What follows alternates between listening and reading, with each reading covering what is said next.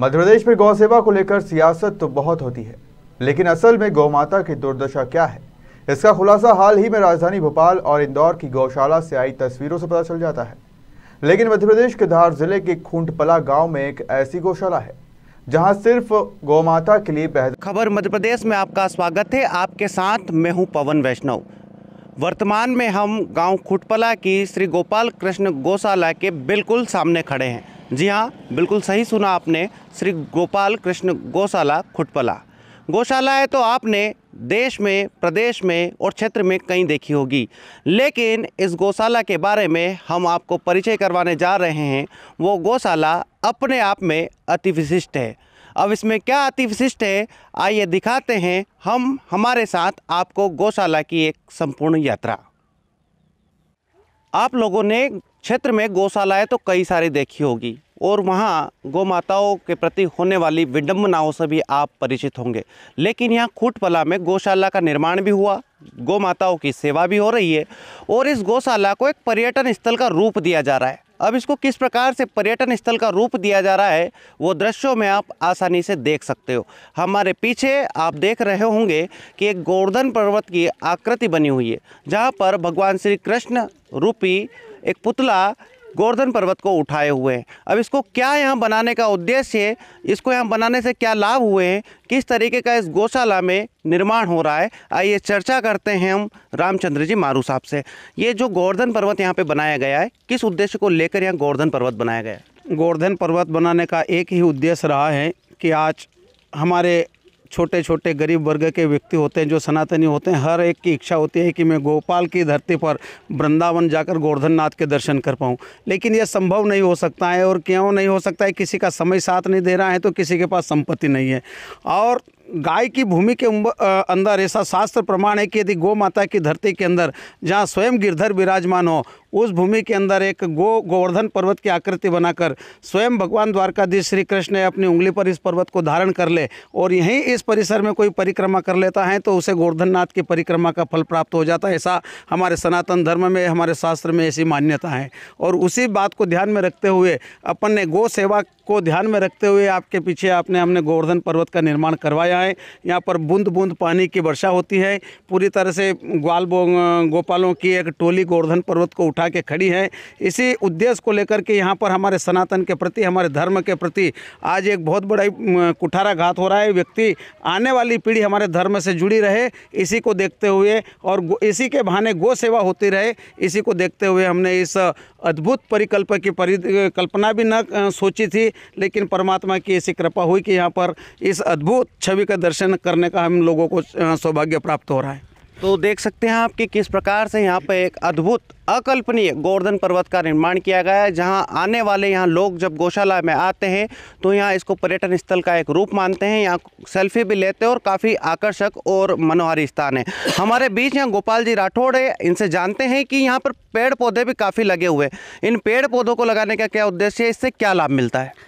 यहाँ गौशाला में आते हैं लोग तो उनको बिल्कुल ऐसा महसूस होता है। वृक्षारोपण 1100 पौधे हैं यहाँ, फलदार भी है, आम, नींबू, चीकू और सभी तरह के, और लोगों को अच्छा महसूस होता है और प्रकृति के लिए भी बहुत अच्छा है।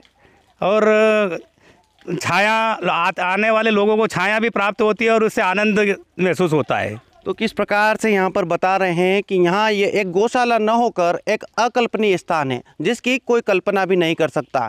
यह प्रकृति से संरक्षित एक स्थान है, यहाँ पर गौ माताओं का भी स्थान है, यहाँ पर गोवर्धन पर्वत भी है और बहुत जल्द हम आपको दिखाने जा रहे हैं कि यहाँ एक भगवान शिव का एक प्रसिद्ध मंदिर गुफानुमा आकृति में बना हुआ है, जहाँ पर आसपास के लोग काफ़ी बड़ी संख्या में आते हैं और भगवान शिव की भक्ति में रम जाते हैं। आदि अनादि काल से भारत ऋषि मुनियों का देश रहा है। यहाँ गौ माता को माता का दर्जा दिया जाता है और काफ़ी लोग इसे माता का दर्जा देते भी हैं, पूजा भी करते हैं, सेवा भी करते हैं। लेकिन आए दिन ऐसा पता लगता है कि सरकारी तंत्र विफल हो रहा है और गौ सेवा करने में कहीं ना कहीं असफल हो रहा है। गौशालाओं का निर्माण होता है उनका निर्वहन भी किया जाता है, लेकिन वो सुख सुविधाएं नहीं दी जाती है जो गौ माताओं को मिलनी चाहिए।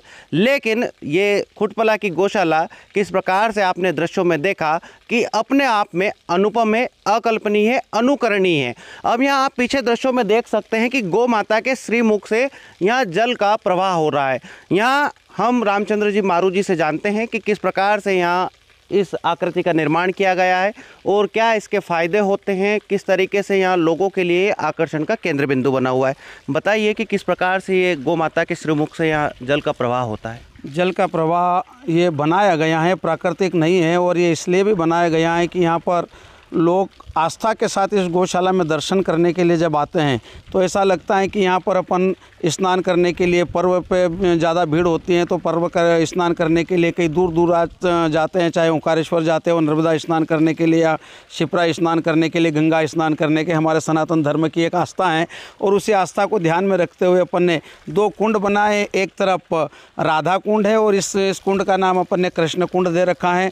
यहाँ पर पुरुष के लिए स्नान के लिए, सामने वाले फ्रंट पे महिलाओं के लिए स्नान करने के लिए। यहाँ गाय माता के मुख से जो पानी गिर रहा है यह अपना पूरा सिस्टम लगा हुआ है और उस सिस्टम के साथ में गाय माता के मुंह से पानी गिर रहा है ताकि कहीं, और अपनी मान्यता भी ऐसा है कि जहाँ पर गाय के मुख से पानी गिर रहा है उस पानी के अंदर उस जल से यदि हमने स्नान भी कर लिया तो अक्षम्य अपराध भी जो क्षमा के योग्य नहीं होते हैं वह भी पाप का क्षय हो जाता है, ऐसे शास्त्र में मान्यता है। और इसी भावना को ध्यान में रखते हुए यहाँ पर लोग बाग शनिचरी अमावस्या हो, सोमती अमावस्या हो और ऐसे विशेष कर कोई पर्व का दिन होता है वहाँ पर बहुत ज़्यादा यहाँ पर स्नान दान करने वालों की भीड़ रहती है। भगवान महाकाल के दर्शन, गोवर्धननाथ के दर्शन और गौ माता के दर्शन कर गौ सेवा का लाभ लेने के लिए यहाँ पर श्रद्धालु आते हैं। और उसी बात को ध्यान में रखते हुए यहाँ पर स्नान करने के लिए कुंड बनाए गए हैं और पूरी गर्मी में इस तरह से यहाँ पर गौ सेवा के माध्यम से, इस कुंड के माध्यम से भी दर्शन करने वाले लोगों का यहाँ तांता लगा रहता है और गौ सेवा में हमें बहुत बड़ा एक सहयोग उनका मिलता रहता है कि कहीं न कहीं किसी न किसी रूप में इस आस्था से जुड़ करके घूम फिर कर हमारी गौ माता के प्रति, हमारे सनातन के प्रति व्यक्ति का एक भाव जागृत होता है और कहीं न कहीं गौ माता की सेवा में रुचि लेकर अपना अंशदान यहाँ पर निश्चित प्रदान करता है। जैसा कि हमने आपको बताया कि यह खुटपला स्थित श्री गोपाल कृष्ण गौशाला अपने आप में अति विशिष्ट है।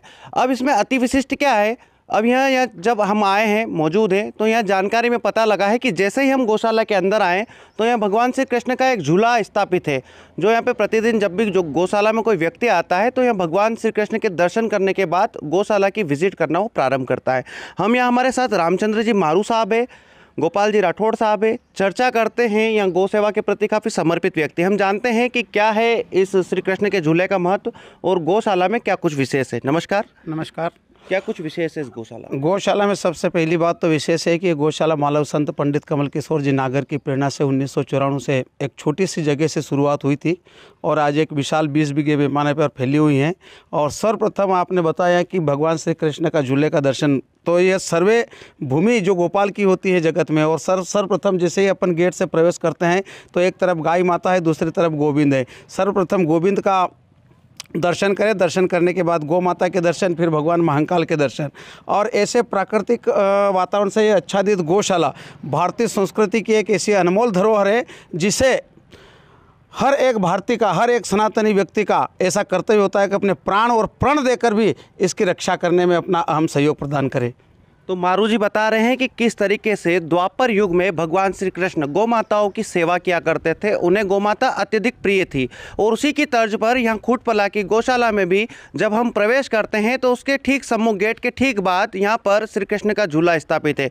इससे कहीं ना कहीं ये जाहिर होता है कि आज भी हमारी सनातन प्रवृत्ति को पूर्ण रूप से लागू करने में कहीं ना कहीं इस प्रकार की गौशालाएँ एक प्रकार से सार्थक सिद्ध हो रही है। तो किस प्रकार से हमने आपको दिखाया कि यहाँ खुटपला स्थित श्री गोपाल कृष्ण गौशाला में गोवंश का पालन पोषण किया जा रहा है। यहाँ ग्रामीणों की एकता का परिचायक यह गौशाला है। यहाँ पर पूर्ण रूप से ग्रामीणों के जनसहयोग से इस गौशाला का रखरखाव किया जाता है। इस गौशाला का न केवल रखरखाव किया जाता है बल्कि कोई बड़ी बात नहीं होगी कि हम इस गौशाला को एक तीर्थ स्थल का रूप भी कह सकते हैं। इसको तीर्थ स्थल का रूप इसलिए कह सकते हैं कि यहाँ पर प्रवेश द्वार के ठीक सामने श्री कृष्ण का झूला स्थापित है। जब अंदर प्रवेश करते हैं तो यहाँ पर गोवर्धन पर्वत स्थापित है, जो अपने आप में अकल्पनीय है, जो इस गौशाला के अतिरिक्त आपको क्षेत्र में कहीं भी दिखाई नहीं देगा। यहाँ पर भगवान शिव पार्वती को समर्पित एक गुफानुमा पवित्र मंदिर भी है, जो कि यहाँ आने वाले जब भी गौशाला में कोई व्यक्ति आता है तो यहाँ दर्शन करे बिना नहीं जाता है। उसके पीछे आप दृश्यों में देख सकते हो कि किस प्रकार से यहाँ गौ माता के श्रीमुख से जल का एक निरंतर रूप से जल प्रवाह हो रहा है। यह अपने आप में एक अनुकरणीय अकल्पनीय संस्थान बन चुका है। अब आपको यहाँ बताना यह भी उचित होगा कि किस प्रकार से शासन द्वारा तमाम योजनाएं चलाई जाती है। हमारे देश और प्रदेश में दो प्रमुख राजनीतिक दल है, कांग्रेस और भाजपा। दोनों ही दल ये दावा करते हैं, कांग्रेस ने भी अपने 15 माह की सरकार में ये दावे किए थे कि हमने गौशालाओं का निर्माण किया है, और भारतीय जनता पार्टी जो कि गोवंश के नाम पर ही चुनाव लड़ने का काम करती है, और कई बार ऐसा देखने में आता है कि कई बार गौ माता की हत्या हो जाती है, बुचड़ खाने में गौ माताओं को भेजा जाता है। लेकिन ये गौशाला उनके लिए एक अकल्पनीय उदाहरण है कि इस प्रकार से भी ग्रामीणों में यदि एकता हो, ग्रामीण यदि ये धारणा धारण कर ले कि हम गौ माता की सेवा करेंगे, तो सनातन वंश की रक्षा करने वाले इस गौ माता के लिए ऐसे संस्थानों का आसानी से निर्माण किया जा सकता है। खबर मध्य प्रदेश के लिए कैमरा पर्सन योगेश बैरागी के साथ पवन वैष्णव।